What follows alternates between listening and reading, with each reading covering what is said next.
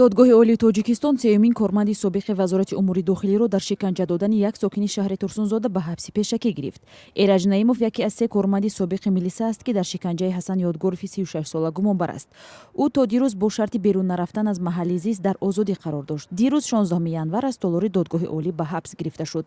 волидони Ҳасан Ёдгоров гуфтанд ки ин парванда баъди ним соли баррасӣ дар додгоҳ дирӯз барои тафтиши дубора ба унвони додситони кул ирсол шудааст. мақомот аввали соли гузашта Шерали Азизов корманди милисаи шаҳри Турсунзодаро бо гумони шиканҷаи Ҳасан Ёдгоров боздошт карданд. зимни таҳқиқ Саъди Давлатмуродзода корманди дигари милиса дар Турсунзода низ боздошт шуд. баъдан дар ин қазия пои Эраҷ Наимов як корманди дигари милиса ҳам кашида шуд. ду нафари аввалӣ аз рӯзи аввал дар ҳабси пешакӣ қарор доштанд. ин се корманди собиқи милиса бар асоси моддаи 143 кодекси ҷиноӣ гумонбар ҳастанд. дар ҳолати исботи гуноҳ онҳоро то 15 соли зиндон интизор аст. Ҳасан Ёдгоров аз моҳи ноябри соли 2017 то нимаи соли 2018 бо иттиҳоми куштори пешхизмати рус Дмитрий Каримов зиндонӣ буд. дар наворе ки моҳи декабри соли 2017 телевизиони Тоҷикистон пахш кард, Ёдгоров нақл кард ки чӣ гуна бо истифода аз корд ба тарафи чапу рост ва қафаси синаи Дмитрий Каримов зада ӯро кушт.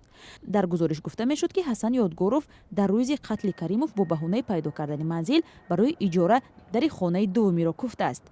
аммо Ҳасан Ёдгоров замоне аз боздошт раҳо гашт ки қотили аслӣ тасодуфан ошкор ва боздошт шуд.